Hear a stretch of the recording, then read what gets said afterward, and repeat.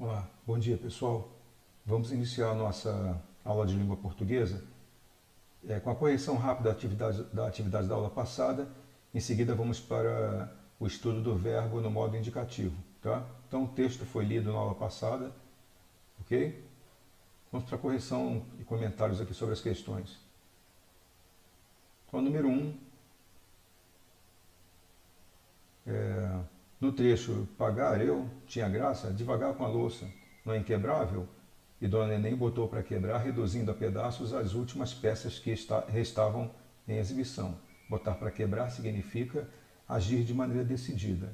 Tá? Então ela já questionou que ela não iria pagar. Ó. Pagar eu? Tinha graça. Devagar com a louça. Não é inquebrável? Então, agiu de maneira decidida e começou a quebrar a louça que estava lá. Na 2, no trecho, o empregado tentava se explicar, nervoso, até que o gerente o fez calar-se, botando também para quebrar, seu idiota, cretino, imbecil, e apontou outra prateleira de louças. A inquebrável é aquela. Quem vai ter que pagar é você. Está despedido. Botar para quebrar significa agir de maneira enérgica, brigar. Cuidado, pessoal. Aqui o texto, todo esse xingamento, seu idiota, cretino, imbecil, pode resultar num processo, tá? Chamar as pessoas desses nomes assim, de graça, né? Aparentemente não acontece nada, não, acontece sim. Vai um processo nas costas da pessoa. Cuidado, não fique xingando e ofendendo as pessoas, não. Pode dar um processo e depois uma indenização. Não vale a pena, não, tá ok?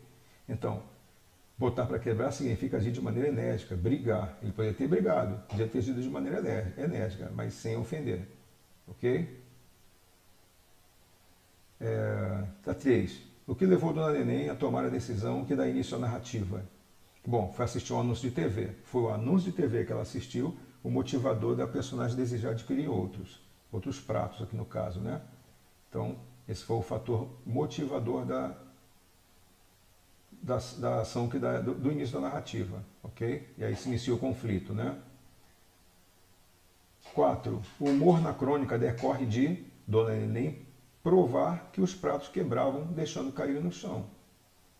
Ok? Então, quando ela faz isso, dá a ideia do humor. Por quê? Porque os pratos eram inquebráveis. Eles começaram a quebrar e causou ali um constrangimento aí, né, do próprio funcionário da loja. E depois toda aquela situação final. 5.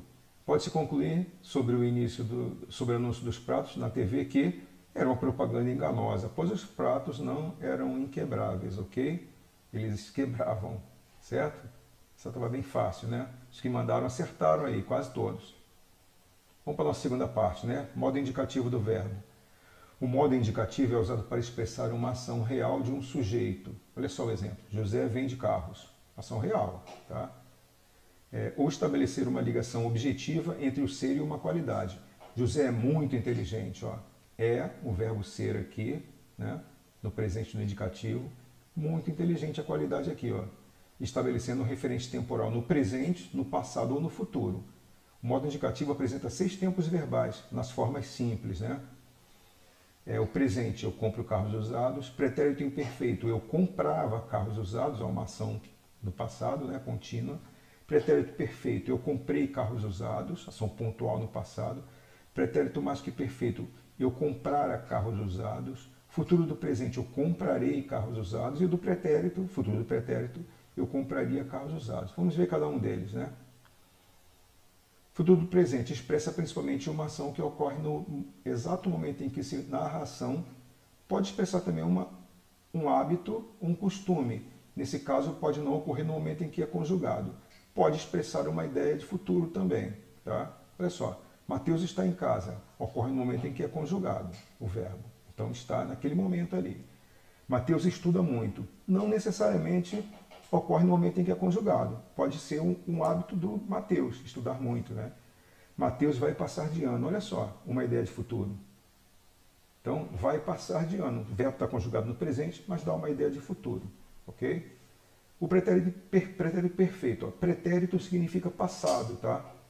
Então, aqui o pretérito perfeito expressa uma ação que ocorreu num determinado momento do passado, uma ação pontual, que inicia e termina no passado.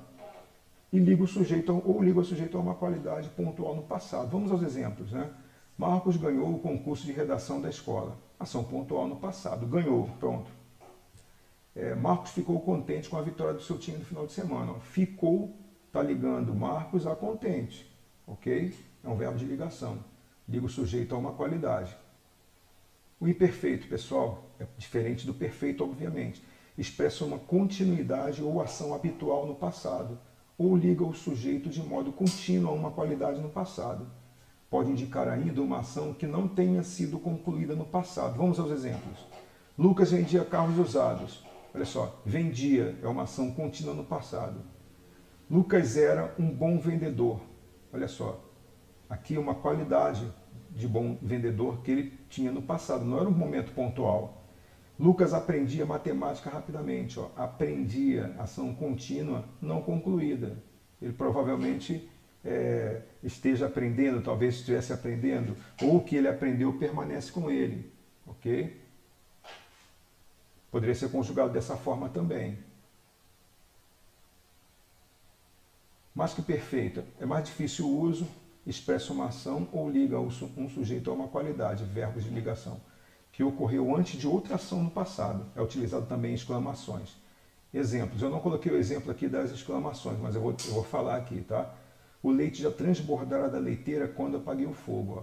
Transbordar aconteceu antes de apagar o fogo. João me explicou a todos porque regressará logo. Ó. O regresso aconteceu antes da explicação. E aqui foi colocado em ordem diferente, mas a ação que importa aqui aconteceu antes da que foi colocada anterior. Explicou, tá? Aqui, um exemplo. Quem dera eu tivesse dinheiro para comprar um telefone novo. Olha só, quem dera, quem me dera. É uma ação aqui de exclamação, né? Vamos lá. Futuro do presente. Expressa uma ação que acontecerá no momento posterior ao discurso ou liga uma qualidade a um sujeito com um referente no futuro. Pedro venderá a casa por uma boa quantia. A ação ocorrerá no futuro. Venderá. Pedro ficará curado com o medicamento. Olha, aqui, ó, verbo de ligação. Ficará e a qualidade. Curado. Ok? Pedro ficará curado com o medicamento. Futuro do pretérito. Expressa uma ação que é condicionada por outra ou liga uma qualidade a um sujeito tendo como referente um tempo futuro a uma ação ou uma situação passada. Então não está dizendo o futuro do pretérito, é o futuro do passado. Lá no passado eu tenho um momento futuro em relação àquele passado. Ok? O futuro do pretérito é um tempo que tem ele é condicionado por outro tempo, por outro verbo. Vamos lá. Paulo compraria aquela casa se tivesse dinheiro. Então, ter dinheiro seria a condição para ele ter comprado a casa. Paulo estaria curado se tomasse o remédio, a ação do passado, e aqui o futuro em relação ao passado. Compreenderam? Vamos lá. Aqui tem uma tabelinha com os verbos regulares, são sempre uma forma paradigma, né? Na primeira conjugação, comprar, amar, andar, ok? Na segunda conjugação, vender, por exemplo, tá? Regular. Na terceira conjugação, partir, adquirir, permitir, ok? Então vamos para a atividade, né? Então, complete as lacunas com a forma verbal indicada entre parênteses. Eu vou resolver a primeira para que vocês possam resolver as outras, tá? Então, olha só. Dona Neném, assistir, pretérito perfeito do modo indicativo. Então, como é que eu vou conjugar aqui? Como é que eu vou completar a lacuna? Eu assisti, tu assististe, ele ou ela assistiu. Dona Neném assistiu ao anúncio na televisão. Ok? Pretérito perfeito do modo indicativo, uma ação pontual no passado. A 2. Não era de hoje que esse problema, verbo estar, pretérito imperfeito no indicativo. Como é que seria? Estava, estaria, estará, esteve. Como seria? Então, pretérito imperfeito no indicativo. Não era de hoje que esse problema infernizando a vida doméstica. A 3. Desta vez, aqui, ó, está diferente do texto, tá? Verbo ser, futuro do pretérito indicativo. O que será, seria, foi, Era. Qual seria a forma aqui? Tá? Vai preencher aqui a lacuna com essa forma verbal. A 4.